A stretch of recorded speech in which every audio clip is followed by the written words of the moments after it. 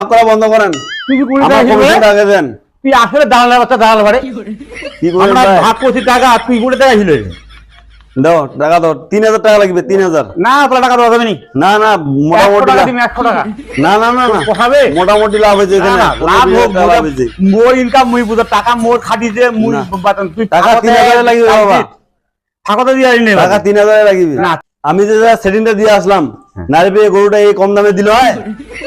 আচ্ছা ঠিক আছে তোরও কাম আছে মোরও কাম আছে আমার কাম তো ইলাকা আমি করি আমার ব্যবসাটা হতে ইলা এইটাই। চালাকি ছাড়া আমার ব্যবসা দালাল দালাল এই শোন, এই যে 500 টাকা দিন ভাই খুঁজি না, 500 টাকা দেন না বাবা।